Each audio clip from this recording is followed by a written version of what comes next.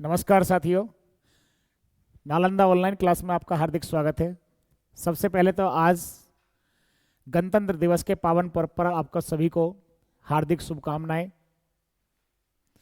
शहीदों की चिताओं पर लगेंगे हर बरस मेले, शहीदों की चिताओं पर लगेंगे हर बरस मेले, और वतन पर मिटने वालों का यही आखिरी निशा होगा, यही आखिरी निशा होगा। कि भरा नहीं जो भावों से बहती जिसमें रसधार नहीं, भरा नहीं जो भावों से बहती जिसमें रसधार नहीं, और वह हृदय नहीं पत्थर है जिसमें स्वदेश का प्यार नहीं। आइए साथियों, ऑनलाइन की आज पहली क्लास प्रारंभ होने जा रही है। अब बड़े मनोयोग के साथ आप क्लास देखेंगे और अध्ययन करेंगे। इस अध्ययन अध्यापन की श्रृंखला में बिना विलंब करे आज का सेशन प्रारंभ करते हैं। तो आज एक बहुत शानदार क्लास होने वाली है कि एक ही क्लास में आप आज समास का प्रकरण पढ़ेंगे, जहां से आपके यूपी पुलिस में कम से कम 2 से 3 प्रश्न आने वाले हैं। और समास का टॉपिक इतना इजी कराने का मैं प्रयास करूंगा कि इतने अच्छे तरीके से ट्रिक के माध्यम से भी और बेसिक से भी आप निश्चित ही यहां से कोई भी प्रश्न बनेगा तो आज के बाद गलत नहीं करेंगे, ऐसी मेरी उम्मीद है। तो आइए आज का प्रकरण शुरू करते हैं। वो प्रकरण है, टॉपिक है समास। आपने पढ़ा होगा, किताब से भी पढ़ा होगा और अन्य भी प्लेटफॉर्म से पढ़ा होगा, तो आज कुछ नया करके देखते हैं। तो आज का हमारे टॉपिक का नाम है, वो है समास। सबसे पहले हम जानते हैं कि समास शब्द जो है इसका अर्थ क्या होता है। देखिए, समास शब्द क्या है। समास 2 शब्दों से मिलकर बना है, जिसमें सम और आस।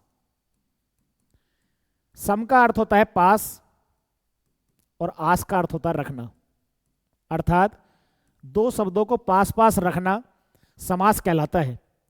समास 2 शब्दों का मेल है, और समास का वास्तविक और शाब्दिक रूप अगर है तो वो होता है संक्षेप। क्या होता है? संक्षेप। और समास का क्या किया जाता है? समास का देखिए विग्रह किया जाता है। संधि और समास में क्या अंतर है? संधि 2 वर्णों का मेल है और समास 2 शब्दों का मेल है। 2 शब्दों का मेल होने के बाद जो उनका संक्षेप हो जाता है वो तो समास कहलाता है, और 2 वर्ण मिलने के बाद जो विच्छेद होता है, विकार होता है, वो संधि होता है। संधि में विच्छेद किया जाता है, समास का विग्रह किया जाता है। सबसे पहला कॉन्सेप्ट आपको ये बात क्लियर करनी है कि समास किसी भी शब्द में तब हो सकता है जब उसका आप विग्रह कर पाते हो। यदि विग्रह नहीं हो पाता है तो समास उसमें नहीं है। कुत्ता, बिल्ली, हाथी, घोड़ा, बैल, बकरी, इनमें समास नहीं है।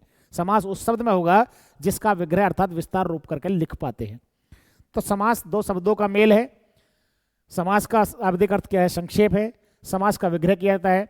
समास के मूल रूप से भैया, मूल रूप से 4 भेद होते हैं, जबकि कुल भेद की बात करें तो कुल भेद होते हैं 6। अब ये 6 समास को याद करने के लिए क्या लिखा जाता है? एक छोटी सी ट्रिक याद रखना। अब तक 2 दिन रात हुए हैं। अब तक 2 दिन रात हुए हैं। अब ये एक छोटी सी ट्रिक है, अब तक 2 दिन रात हुए हैं। इसी से आप 6 समास को समझेंगे। देखिए, ए का मतलब हो गया अव्ययी भाव समास, अव्ययी भाव समास। बे का मतलब हुआ बहुव्रीहि समास, बहुव्रीहि समास। इस तय का अर्थ हुआ तत्पुरुष समास, तत्पुरुष समास। के का अर्थ हुआ कर्मधारय समास। 2 क्या है? अपने आप में एक संख्या है, और जिसका पहला पद संख्यावाची हो, विशेषण का कार्य करे, वह क्या होता है? द्विगु समास। दिन रात, माँ बाप, भाई बहन, पति पत्नी, सुख दुख, इस तरह से ये क्या हो गया? ये द्वंद्व समास हो गया। तो प्यारे बच्चों, इस तरह से समास के मूल रूप से 4 भेद होते हैं, और जबकि कुल रूप से कितने होते हैं? 6 भेद होते हैं। और 6 भेद को याद करने के लिए आपको ट्रिक बताई कि अब तक 2 दिन रात हुए हैं। ए का अर्थ अव्ययी भाव, बहुव्रीहि, तत्पुरुष, कर्मधारय, द्विगु और द्वंद्व समास। देखिए, समास के 2 पद होते हैं। एक का नाम होता है पूर्व पद और एक का नाम होता है उत्तर पद। अभी आगे चर्चा करेंगे समास में पदों की प्रधानता के आधार पर समास कितने होते हैं। तो एक है पूर्व पद और एक है उत्तर पद। जैसे एक उदाहरण लिखा जाए, ज्ञान सागर, ज्ञान सागर। यह संपूर्ण क्या है? सामासिक पद है, सामासिक पद है ये। अब ज्ञान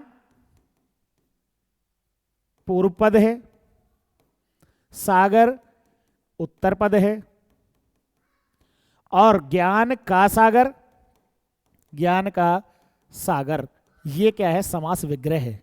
ये क्या है? समास विग्रह। पुनः समझें, हमने एक शब्द लिखा ज्ञान सागर। देखिए इसमें ज्ञान क्या है, पूर्व पद है, और सागर क्या है, उत्तर पद है। और जब हमने देखा कि ज्ञान का सागर, तो ये क्या है, इसका समास विग्रह है।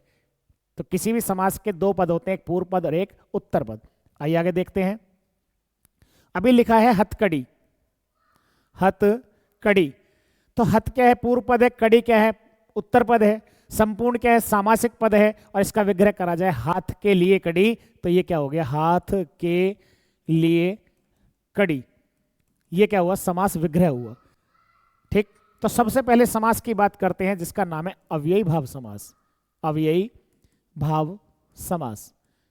देखिए, वह समास जिसका प्रथम पद प्रधान हो, वह समास जिसका प्रथम पद प्रधान हो, या प्रधानता से मतलब कि इसकी प्रधानता हो, इस पद के आधार पर ही वह अगला पद कुछ कहना चाह रहा हो। दूसरा, प्रथम पद उपसर्ग हो।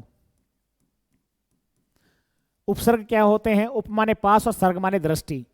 उपसर्ग का मतलब है कि जो शब्द या शब्दांश किसी शब्द के पूर्व में जुड़कर एक नया अर्थ देते हो, उसके लिंग वचन काल कारक को बदल देते हो, उन्हें हम उपसर्ग कहते हैं। और उपसर्ग भी क्या काम करते हैं, अव्यय का कार्य करते हैं। किसका कार्य करते हैं, अव्यय का कार्य करते हैं।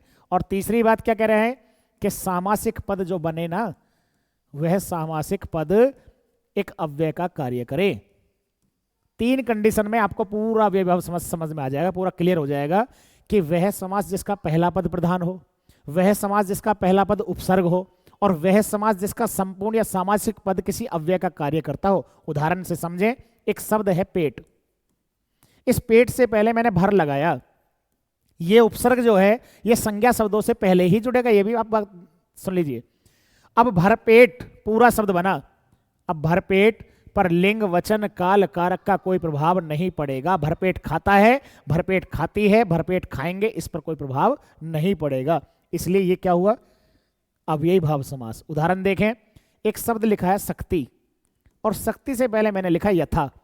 तो यथा जो शब्द है वो शक्ति से पहले जुड़ा, अर्थात मूल शब्द से पहले जुड़ा, तो इसका मतलब इसमें उपसर्ग है।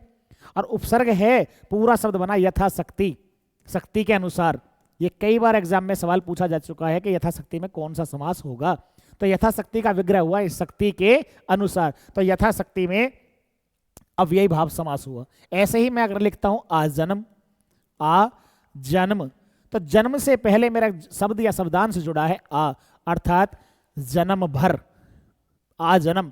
तो आ जन्म क्या हुआ, अव्ययी भाव समास। पुनः ध्यान दें कि वह समास जिसका पहला पद प्रधान हो, वह समास जिसका पहला पद उपसर्ग हो, और वह समास जिसका संपूर्ण या सामासिक पद क्या हो, एक अव्यय हो, तो यह अव्ययी भाव समास कहलाता है। यहां तक सबने पढ़ा है, लेकिन आज एक नई बात सुनिए कि अव्ययी भाव समास में यदि संज्ञा पद की आवृत्ति होती है तो भी अव्ययी भाव समास होगा। कैसे, दिन दिन, घर घर, गली गली, गांव गांव, पल पल, रात रात। कई बार आपसे परीक्षा में पूछ लेगा कि बताइए रातों रात में कौन सा समास है, रातों रात, तो विग्रह होगा रात ही रात में, रात ही रात में। या हाथों हाथ में पूछ ले विग्रह क्या होगा, तो हाथ ही हाथ में, हाथों हाथ मेरा काम हो गया, तो हाथ ही हाथ में मेरा काम हो गया। तो जहां भी कहीं संज्ञा शब्द की आवृत्ति हो जाए उसमें भी अव्ययी भाव समास होगा। तो हम पहले समास को पढ़े कि वह समास जिसका पहला पद प्रधान हो, वह समास जिसका पहला पद उपसर्ग हो, वह समास जिसका संपूर्ण पद अव्यय का कार्य करता हो, और अंतिम बेहतरीन बिंदु कि वह समास जिसका संज्ञा शब्द की आवृत्ति हो जाती हो तो वो क्या कहलाता है, पल पल, दिन दिन, घर घर, गली गली, गांव गांव। तो ये क्या हो जाता है आपका अव्ययी भाव समास। चलिए आइए दूसरे समास की तरफ चलते हैं। अगला है बहुव्रीहि समास। प्यारे बच्चों, अगला समास है बहुव्रीहि समास। देखिए साथियों, बहुव्रीहि समास का मतलब क्या है कि वह समास जिसका कोई पद प्रधान ना हो लेकिन अन्य तीसरे पद के लिए वो रूढ़ हो जाता हो।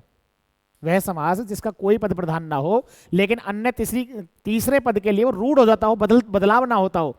और अच्छी भाषा में एक समझें, बिल्कुल फ्री स्टाइल में, देसी बात में, कि वह समास जिसका कोई विग्रह करने पर तीसरा नया अन्य अर्थ पर हम चले जाते हो, अन्य अर्थ निकल जाता हो। जब कोई समास ना हो ना, हर शब्द में बहुव्रीहि समास हो सकता है, बशर्ते उसका कोई नया अर्थ निकलना चाहिए।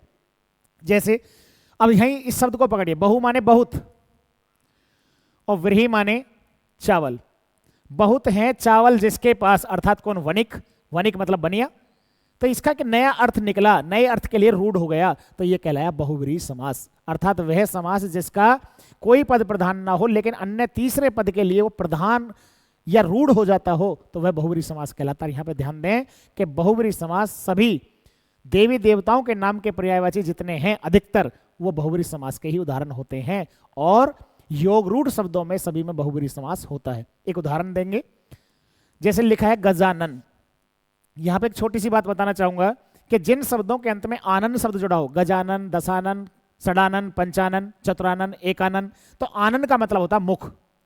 गजानन, गज मीन्स हाथी, अर्थात गज जैसा मुख है जिसका, तो ये गज जैसा मुख है जिसका किसी और का भी हो सकता है, लेकिन एक गणेश के लिए रूढ़ हो गया ये शब्द, इसीलिए रूढ़ हो जाने के कारण ये बहुव्रीहि समास हो गया। एक उदाहरण में लिखा दशानन।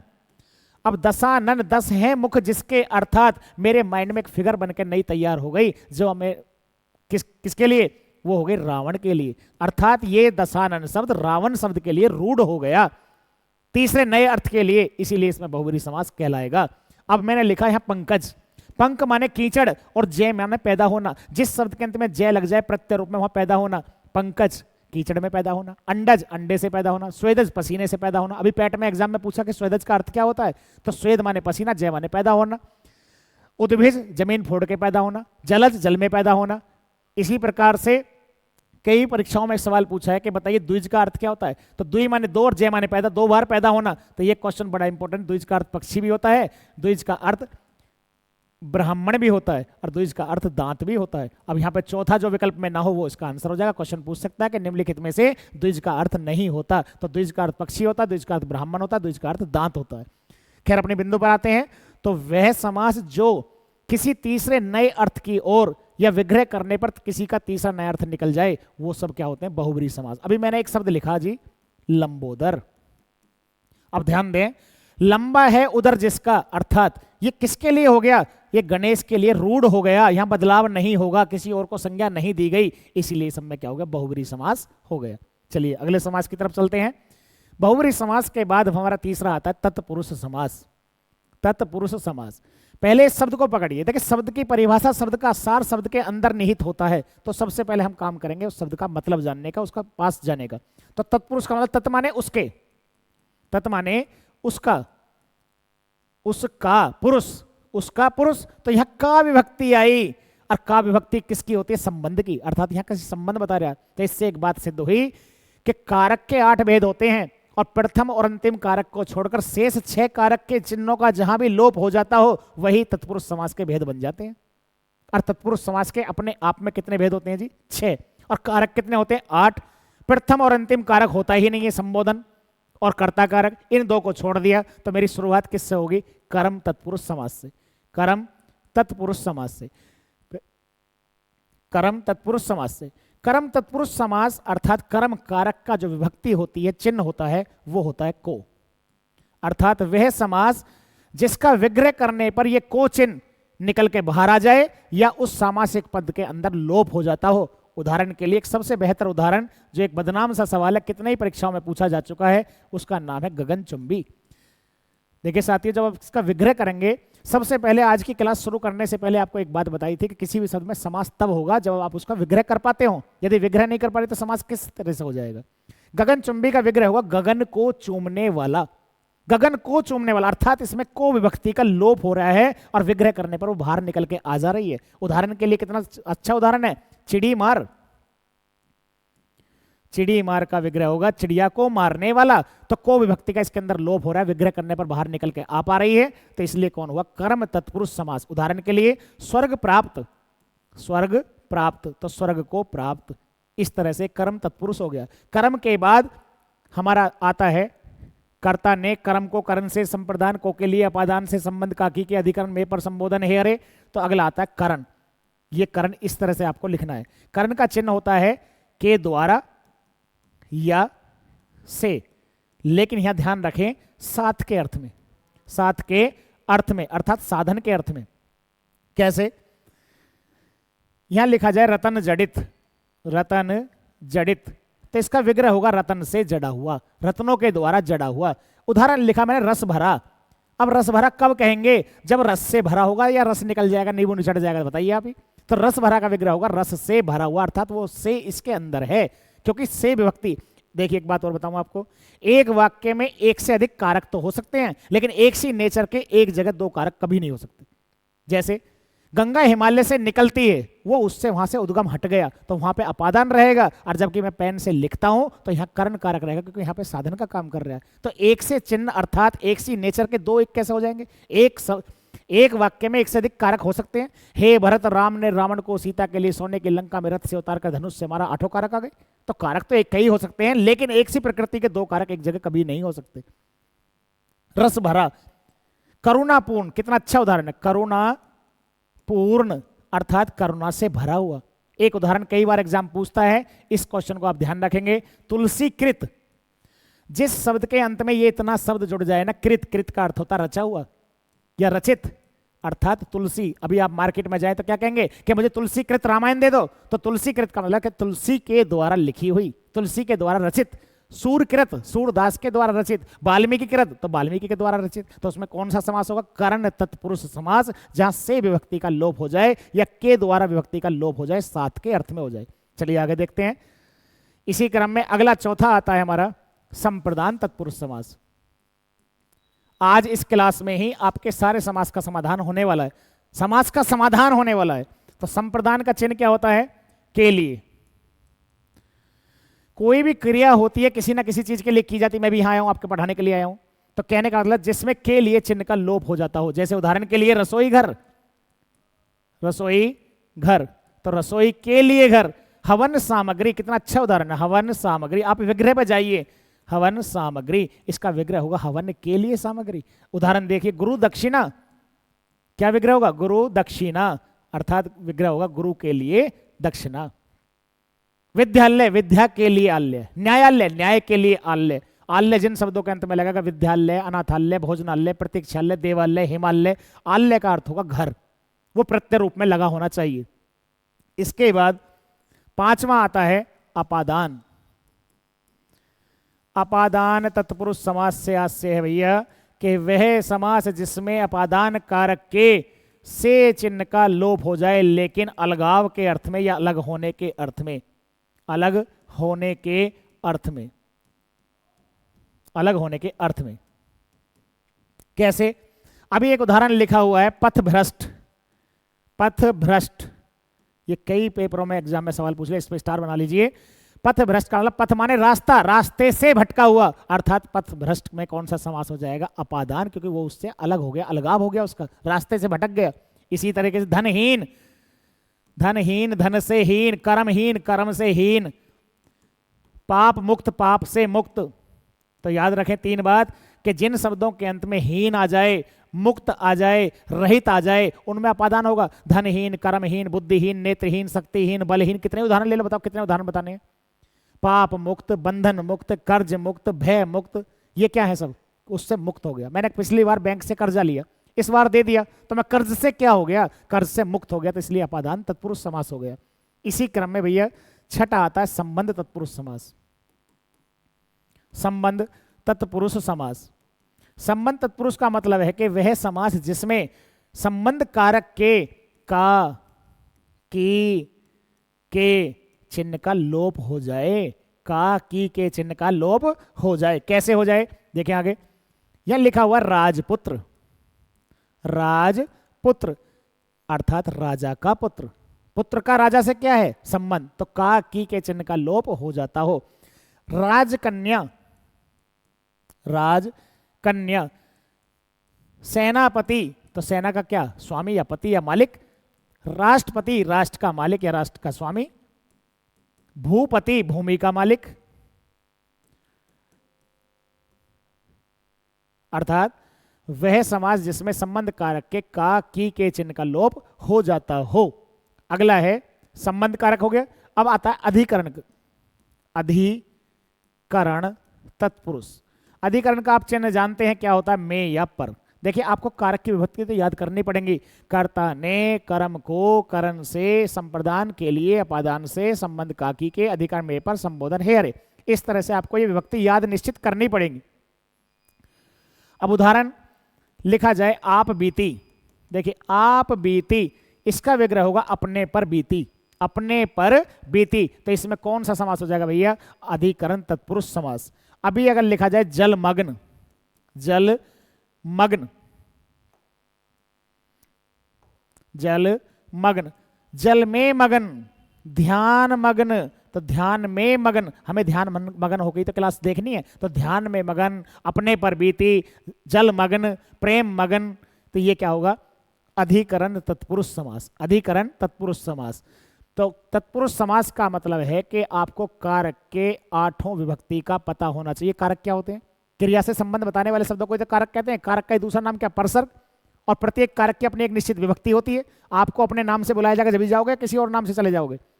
तो कर्ता को ने से पहचाना जाता है, कर्म को को से पहचाना जाता है। तो प्रत्येक कारक की अपनी एक निश्चित विभक्ति होती है, ये आपको याद होंगे। तो तत्पुरुष समास आपका थोड़ी सी देर में ही संपन्न हो जाएगा। वो कैसे हो जाएगा? कि जिस कारक चिन्ह का लोप जहां हो जाए वहीं उसी के नाम का तत्पुरुष समास बन जाएगा। अब बात करते हैं अगले की। देखिए अगला समास है जिसका नाम है कर्मधारय समास। कर्मधारय समास। कर्मधारय समास का मतलब है कि वह समास जो विशेषता धारण किए हो। कर्मधारय समास जो वह समास जो विशेषता धारण किए हो। इस समास के दो भेद होते हैं। एक होता है विशेषण विशेष्य कर्मधारय समास।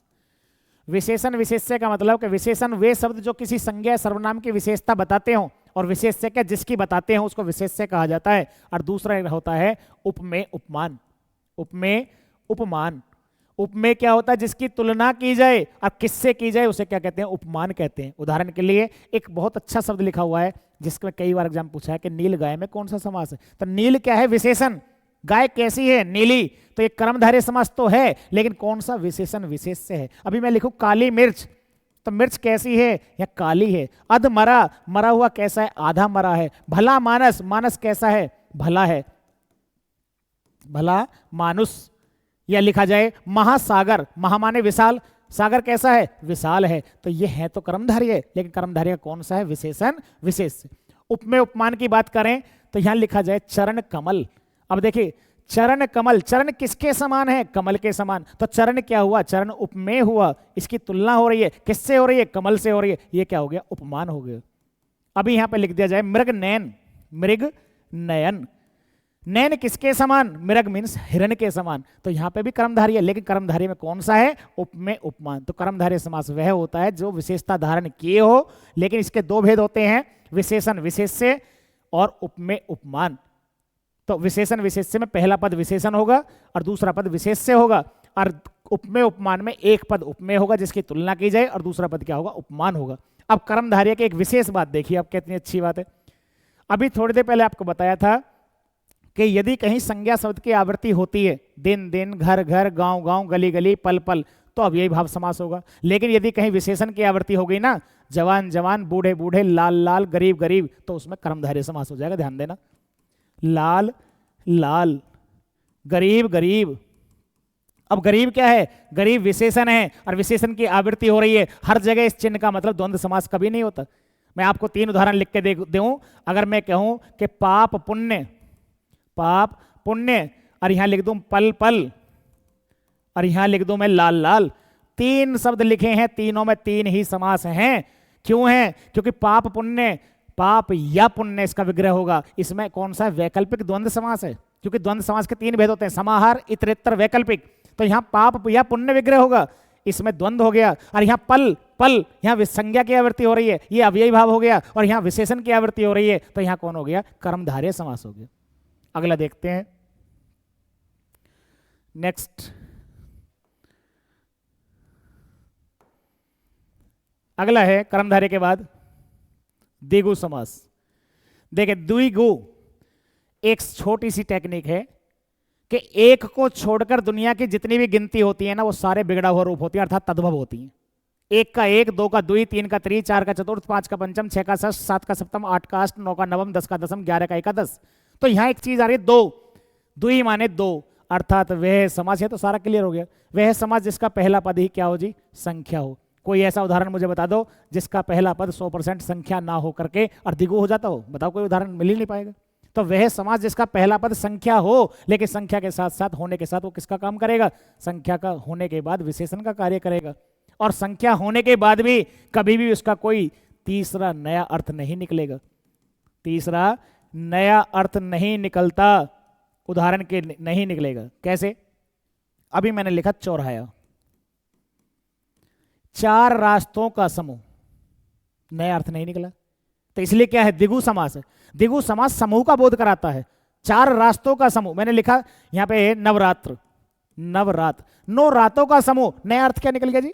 और जबकि मैं यहां लिखूं कि दशानन, तो 10 तो संख्या इसमें भी आ रही है। बहुब्रीहि और द्विगु में भेद समझ लीजिए आज, कि वह समास जिसका पहला पद संख्या हो, कोई नया अर्थ नहीं निकलता हो, वो द्विगु समास रहेगा। वह समास जिसका पहला पद संख्या हो और तीसरे अर्थ पर हम चले जाते हो तो वो क्या रहेगा? बहुब्रीहि। बहुब्रीहि का पहला पद संख्या हो भी सकता है और नहीं भी। पीताम्बर में कहां संख्या है? दशानन में है, चतुर्भुज में है, चतुरानन में है, एकानन में है, लेकिन लंबोदर में तो नहीं है। लेकिन द्विगु समास में पहला पद संख्या ही होगा। द्विगु समास में पहला पद संख्या ही होगा, नया अर्थ भी नहीं देगा। और बहुब्रीहि में हो भी सकती है संख्या और नहीं भी। यदि संख्या है तो निश्चित ही उसका कोई नया अर्थ अवश्य निकलेगा। अब जैसे मैं यहां पे लिखूं एक उदाहरण, ये कंफ्यूजिंग सवाल पेपर में आते हैं कि बताइए त्रिनेत्र में कौन सा समास है? 3 है जिसके नेत्र, अर्थात 3 नेत्र हैं जिसके, मैं यदि यहीं तक चुप हो जाता हूं या 3 नेत्रों का समूह कहता हूं तो इसमें दोनों समास होने की प्रबल संभावना, क्योंकि द्विगु भी है इसमें और बहुब्रीहि भी है। अब इसका समाधान मैं आज आपको ऐसा दे रहा हूं कि जो कभी लाइफ में दिक्कत नहीं आएगी। एक शादी के फंक्शन में बाप और बेटा दोनों गए और बेटा भले डीएम बन जाए तो मानवता के आधार पर कुर्सी किसे देंगे आप? बेटे को देंगे। तो इसी तरह से यदि किसी शब्द का पहला पद संख्या है और तीसरा नया अर्थ निकलता है तो बाप पहले रहेगा, बेटा बाद में रहेगा। इसलिए यहां त्रिनेत्र का मतलब हुआ भगवान शिव। नया अर्थ निकला तो द्विगु से पहले कौन रहेगा? बहुब्रीहि रहेगा। ऐसे एक उदाहरण पूछता है, बताइए तिरंगे में कौन सा समास है? आज गणतंत्र दिवस भी है, तो बताइए तिरंगे में कौन सा समास? अब तिरंगे में द्विगु भी है, द्विगु कोई मना नहीं कर रहा, द्विगु है। विकल्प में यदि नहीं हो, और यदि विकल्प में दोनों आ जाए ना, द्विगु भी बहुब्रीहि भी, तो पहले बहुब्रीहि रहेगा। कारण क्या है कि बहुब्रीहि इसलिए रहेगा कि ये राष्ट्रीय ध्वज के लिए रूढ़ हो गया। रूढ़ से मतलब कि राष्ट्रीय ध्वज ही इसका अर्थ होगा, कोई दूसरा नहीं होगा। गाय भैंस भेड़ बकरी नहीं होगा इसका अर्थ। ये रूढ़ का मतलब उसके लिए निश्चित हो गया, तो इसलिए तिरंगे में बहुब्रीहि समास होगा। ऐसे ही अभी चारपाई शब्द में, चारपाई जब मांगने जाएंगे तो पूरे पड़ोस में आपको कौन क्या देगा? खाट देगा। तो चारपाई खाट के लिए एक रूढ़ हो गया, तो इसलिए उसमें भी बहुब्रीहि समास होगा। तो वह समास जिसका पहला पद संख्या हो और नए अर्थ के लिए वो रूढ़ हो जाता हो तो बहुब्रीहि होगा। और वह समास जिसका पहला पद संख्या तो हो, कोई नया अर्थ नहीं निकलता हो, तो उसमें द्विगु रहेगा। अब इसके बाद यहां तक सबने पढ़ा, एक नई टेक्निक की चीज देखी। 1 2 3 4 5, ये मैथ वाले जानते होंगे। यहां 10 तक आ गया। 10 20 30 40 50 60 70 80 90 100, अगर ऐसी कहीं संख्या आती है तो द्विगु समास रहेगा। लेकिन आपसे यदि कोई पूछ ले चलता फिरता कि बताइए 25 में समास कौन सा है, तो भैया 25 में द्विगु समास नहीं, 25 किसी का समूह थोड़ी है। 25 का यदि मैं विग्रह करूंगा तो विग्रह पता है क्या होगा? 20 और 5, 20 और 5, इसलिए इसमें द्वंद्व समास हो जाएगा। 34 में क्या होगा? 30 और 4, 14 का क्या होगा? 10 और 4, 15 का क्या होगा? 10 और 5। तो जो संख्या जैसी है यदि वैसी लिखी जाए तो द्विगु समास रहेगा।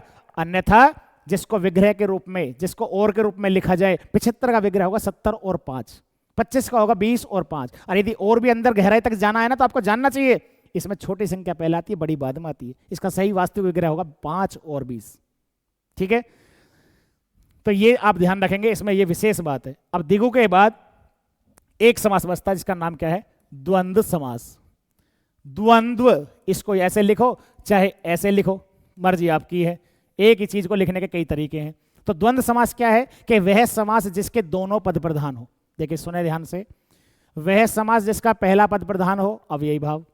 वह समास जिसका उत्तर पद प्रधान हो, बाद वाला, तत्पुरुष समास। वह समास जिसका पहला पद संख्यावाची विशेषण का कार्य करता हो, द्विगु समास। वह समास जिसका कोई पद प्रधान ना हो, तीसरे पद के लिए रूढ़ हो जाता हो, बहुब्रीहि समास।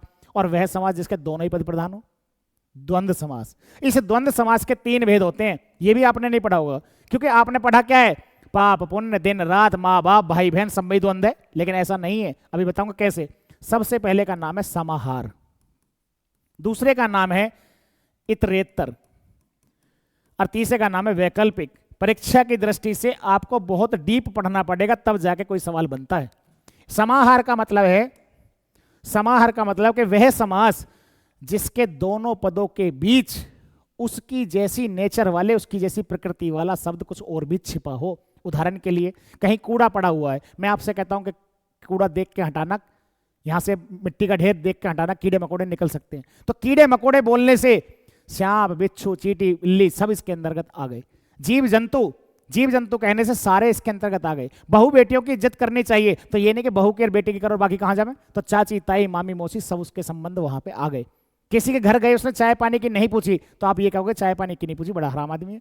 तो चाय पानी से आज से होगा नमकीन, बिस्कुट, चाउमीन, पिज्जा, बर्गर सब इसमें खाद्य सामग्री आ गई। तो इसको कहते हैं समाहार, द्वंद्व समास। कपड़े लत्ते, तो कपड़े लत्ते कहने से आज से क्या हुआ, इसमें रजाई भी है, इसमें गद्दा भी है, यानी कि इस वस्त्र संबंधी सारी चीज आ गई।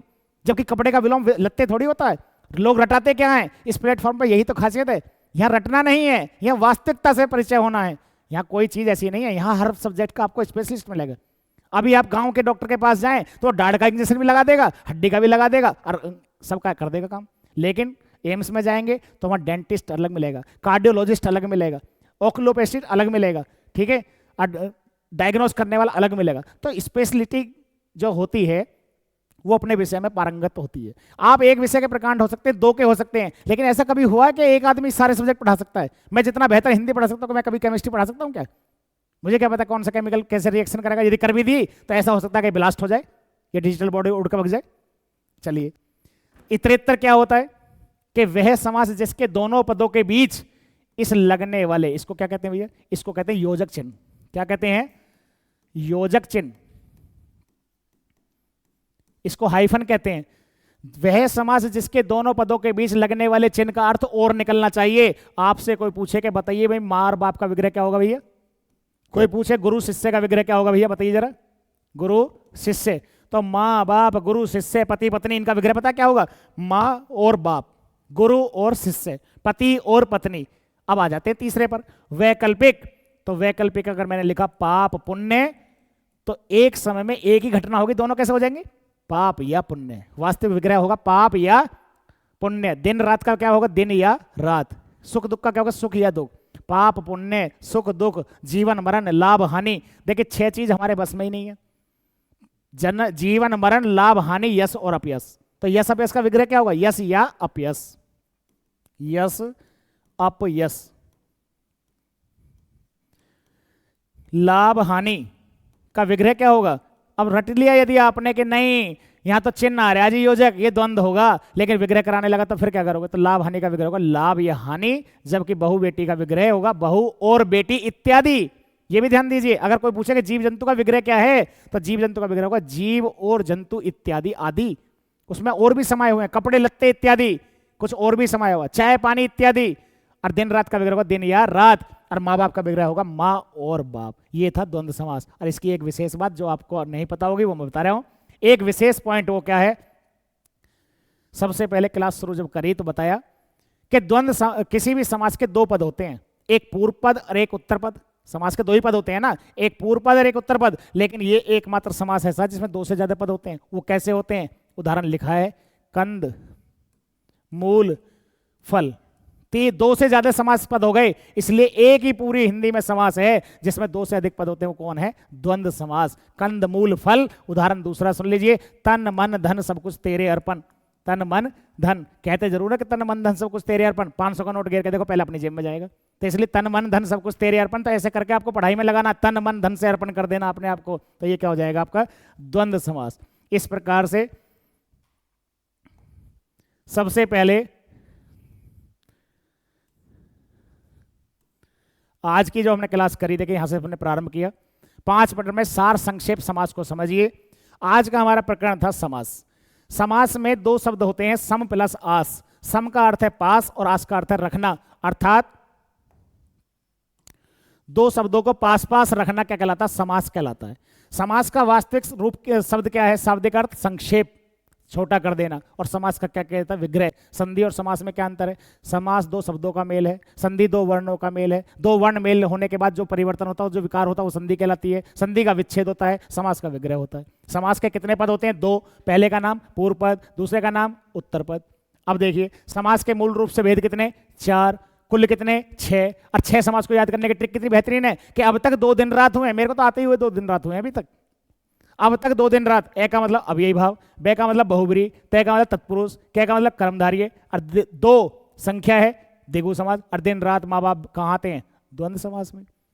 सबसे पहला ज्ञान सागर, ये ज्ञान सागर पूरा समास पद है, और यहां पे ज्ञान क्या हुआ, पूर्व पद है, सागर क्या हुआ, उत्तर पद है, और ज्ञान का सागर मैंने लिख दिया। देखिए ज्ञान में और सागर में इनके बीच अंतर है, ये दोनों मिलना चाहते हैं और मिलने कौन नहीं दे रहा इनको दोनों को, ये का नहीं मिलने दे रहा। इस का को यदि मैं काट दूं तो ये क्या हो गया, ज्ञान सागर बन गया, बन गया ना।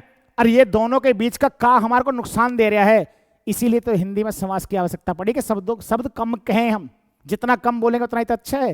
ये का बेवजह कह रहे, बिना वजह के यहाँ चिपटा हुआ है, ठीक है। कबाब में हड्डी बना हुआ है, इस का को हटा दो ज्ञान सागर, तो भी अर्थ उतना ही समझ में आ रहा है। हथकड़ी और हाथ के लिए कड़ी, उस हाथ के लिए कड़ी को देखें ध्यान से, ये रहा हथकड़ी। अब हाथ के लिए कड़ी, इसके लिए को यदि मैं भगा दूं तो अब विद हथकड़ी है, तो ये के लिए बिना वजह के परेशान कर रहा है। इस परेशानी से बचने के लिए समास आया, क्योंकि इंपॉर्टेंस समझनी है। आज सर्दी में मैंने ये पहना हुआ है तो मुझे पता है कि इससे बचाव हो जाएगा ठंड से, तो किसी चीज का महत्व समझना चाहिए कि ये आया क्यों, क्या जरूरत पड़ी समास की ऐसी कि जो समास में हिंदी में पढ़ना पड़ा। इसलिए पढ़ना पड़ा कि कम शब्दों में अपनी बात को कह दें। ज्ञान का सागर गुरु के लिए दक्षिणा, इतना ना कह खाली गुरु दक्षिणा ही बोल दो, दिक्कत क्या आ रही है, तो के लिए का लोप हो गया। अगला पहला ही समास को देखें, अव्ययी भाव समास। 3 कंडीशन बताई, पहला पद प्रधान होता हो, पहला पद उपसर्ग होता हो, सारा पद क्या करता हो, अव्यय करता हो काम। शब्द है पेट से पहले भर लगा दिया, तो पेट से पहले कुछ जुड़ा अर्थात पहले जुड़ा उपसर्ग है, और पूरा पद बन गया भरपेट। अब भरपेट खाती है, भरपेट खाता है, भरपेट खाऊंगा, इस पर लिंग वचन काल कारक का कोई प्रभाव नहीं पड़ेगा, इसलिए बन गया अव्यय। आगे आगे हमने पढ़ा बहुब्री समास, वह समास जिसका तीसरा अन्य पद के लिए वो रूढ़ हो जाता हो, नया अर्थ निकल जाता हो। गजानन कौन, गणेश। लंबोदर कौन, गणेश। त्रिनेत्र कौन, शिव। नीलकंठ कौन, शिव। अब देखें यहां विवाद है, नीलकंठ, नीला है कंठ, तो नील शब्द कंठ की विशेषता बता रहे तो कर्मधारय समास भी तो हो जाएगा, लेकिन नीलकंठ का तीसरा नया अर्थ निकलता तो पहले कौन होगा, बहुब्री होगा। इसके बाद उदाहरण है तत्पुरुष समास। तत्पुरुष समास के 6 भेद होते हैं। अब 6 कैसे होते हैं कि कारक के 8 भेद होते हैं। यदि आपने कारक के पहले और अंतिम कारक को आप छोड़ दें तो शेष जो 6 कारक के भेद है ना, उनमें जहां भी जिस चिन्ह का लोप हो जाए वह उसी के नाम का तत्पुरुष समास बन जाता है। सबसे पहला है कर्म तत्पुरुष। आप जानते हैं कर्म का चिन्ह क्या होता है, को। अब पहला ही शब्द लिखा चिड़ी मार, इसका विग्रह तो करके देखो, चिड़िया को मारने वाला। पॉकेट मार का क्या विग्रह होगा, पॉकेट को मारने वाला। लकड़हारा, लकड़ी को काटने वाला। गगन चुंबी, गगन को चूमने वाला। स्वर्ग प्राप्त, स्वर्ग को प्राप्त। तो ये क्या हुआ, कर्म तत्पुरुष। तीसरा क्या है, करण, जहां पे से या के द्वारा चिन्ह का लोप हो जाता हो। कैसे, रतन जड़ित, रतन से जड़ा हुआ। करुणापूर्ण, करुणा से भरा हुआ। सो का कुल, ये क्वेश्चन पूछा है कई बार, इसको मैं लिख देता हूं। सो का कुल, यहां पे इसको तोड़ दो, ये आकुल। आकुल माने बेचैन, शोक से बेचैन है ये, शोक से परेशान है, तो इसमें कौन सा हो गया, शोक से। तो यहां पे हुआ करण तत्पुरुष समास। इसी क्रम में अगला क्या है, अगला संप्रदान। संप्रदान का चिन्ह क्या होता है, के लिए, जहां पे के लिए चिन्ह का लोप हो जाए। हवन सामग्री, हवन के लिए सामग्री। गुरु दक्षिणा, गुरु के लिए दक्षिणा। ठीक है, तो ये आपका संप्रदान हुआ। संप्रदान के बाद है अपादान। अपादान का मतलब है कि जहां पे से चिन्ह का लोप हो जाए लेकिन अलगाव के अर्थ में, अलग होने के अर्थ में। धनहीन, धन से हीन। पथ भ्रष्ट, पथ से भ्रष्ट, रास्ते से भटका हुआ। ठीक है, इसके बाद संबंध, का की के चिन्ह का लोप हो जाता हो।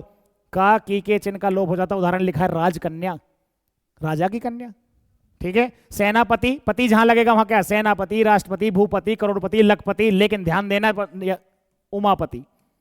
फिर विवाद आ गया, समास बड़ा जटिल है। उमापति, उमा का पति, संबंध तत्पुरुष समास से कोई मना नहीं कर रहा है, लेकिन उमापति यदि महादेव के लिए आप संकेत कर रहे हैं ना, महादेव, तो फिर क्या हो जाएगा, बहुब्री समास हो जाएगा।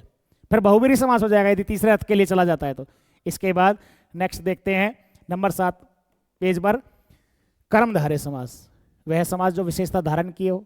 इसके स्वयं के 2 भेद होते हैं। पहला का नाम है विशेषण विशेष्य, दूसरा क्या है उपमेय उपमान, कि जो पहला पद विशेषण हो और दूसरा पद विशेष से हो, वो तो जैसे नील गाय, गाय कैसी नीली, काली मिर्च, मिर्च कैसी काली, अधमरा, मरा हुआ कैसा आधा, अध जला, जला हुआ कैसा आधा। और दूसरा है उपमेय उपमान, जिसमें एक पद उपमेय हो और दूसरा पद उपमान हो। उपमेय वो होता है जिसकी तुलना की जाए, उपमान वो होता है जिससे की जाए। चरण कमल, ठीक है, तो चरण क्या है इसमें उपमेय है, कमल क्या है इसमें उपमान है जिससे की जा रही है। इसी क्रम में बताया आपको, यदि विशेषण की आवृत्ति कहीं हो जाए, गरीब गरीब, जवान जवान, बूढ़े बूढ़े, जवान जवान लोगों को ठंड लग रही है, बताओ इतनी भी ठंड नहीं पड़ रही, तो जवान जवान में कौन सा समास हो जाएगा, तो कौन हो जाएगा, कर्मधारय। और यदि संज्ञा की आवृत्ति हो जाए तो अव्ययी भाव समास। इसके बाद द्विगु समास, के वह समास जिसका पहला पद संख्या हो और विशेषण का कार्य करे, समूह का बोध कराए। चौर आया, चार रास्तों का समूह, ठीक है। नवरात्र, 9 रातों का समूह। दोपहर, 2 पहरों का समूह। चवन्नी, 4 आने का समूह। अठन्नी, 8 आने का समूह। ये सब क्या है, द्विगु समास के उदाहरण हैं और इनका कोई नया अर्थ भी नहीं निकलता। यदि हम दशानन कह देंगे तो नए अर्थ पर चले जाएंगे तो बहुब्रीहि हो जाएगा। अगला, जो संख्या जैसी है यदि वैसी लिखी जाए, 1 से 10, 20, 30, 40, 50, 60, 70, 80, तो द्विगु रहेगा। और यदि संख्या को और के रूप में विग्रह में लिख पाते हैं, 25 का 20 और 5, 65 का 60 और 5, तो वो द्वंद्व समास में चली जाएगी। इसी क्रम में हमने अगला देखा था द्वंद्व समास, वह समास जिसके दोनों पद प्रधान हो। इसके 3 भेद बताए, पहला है समाहार, दूसरा है इतरेत्तर, तीसरा है वैकल्पिक। समाहार का मतलब जैसे कीड़े मकोड़े, कीड़े मकोड़े, वह समास जिसमें उसके जैसा कुछ और समायो। कीड़े मकोड़े कहने से यहां पर रसगुल्ले नहीं चमक रहे, कीड़े मकोड़े का मतलब सांप, बिच्छू, करकटा, उस जैसी जाति के और लोग हैं। कपड़े लत्ते कहने से यहाँ पे भैंस की बात नहीं हो रही, कपड़े लत्ते में कपड़े लत्ते जैसी बात हो रही है। और इतरेत्तर में लगने वाले योजक चिन्ह का अर्थ क्या निकलना चाहिए, और माँ और बाप, भाई और बहन, पति और पत्नी, गुरु और शिष्य। और वैकल्पिक में जहां पे पाप या पुण्य, दिन या रात, सुख या दुख, लाभ या हानि, जीवन या मरण, तो ये होगा। द्वंद्व समास के बाद नेक्स्ट था वह समास जिसके 2 से अधिक पद हों, वो क्या कहलाता है, द्वंद्व समास। तन मन धन कंद मूल फल। इस प्रकार से साथियों आज की क्लास में हमने सबसे पहले समास को पूरा क्लियर किया और इस समास का 6 भेद बताए। 6 के 6 आप याद करें, नोट्स बनाएं और इसका प्रैक्टिस सेट आपको बहुत जल्द मिलेगा। और प्रतिदिन इस प्लेटफॉर्म से आपको, अब क्योंकि अब समय बहुत कम है, इस समय को देखते हुए 18 फरवरी को परीक्षा निश्चित होगी, ऐसी प्रबल संभावना है। तो इसी परीक्षा को दृष्टि में रखते हुए प्रतिदिन आपको 20 से 40 क्वेश्चन भी हो सकते हैं, 20 तो कम से कम है, उनका प्रैक्टिस सेट मिलेगा। और जिसकी शुरुआत आज से ही होनी है, इस गणतंत्र दिवस से। तो आज आपको शाम को प्रैक्टिस सेट मिलेगा, जिसका नोटिफिकेशन बहुत जल्दी मिल जाएगा। ऐसे ही बेहतर से बेहतर क्लास को देखने के लिए आप चैनल को सब्सक्राइब करें, लाइक करें, शेयर करें। बहुत बहुत धन्यवाद। Thanks all of you.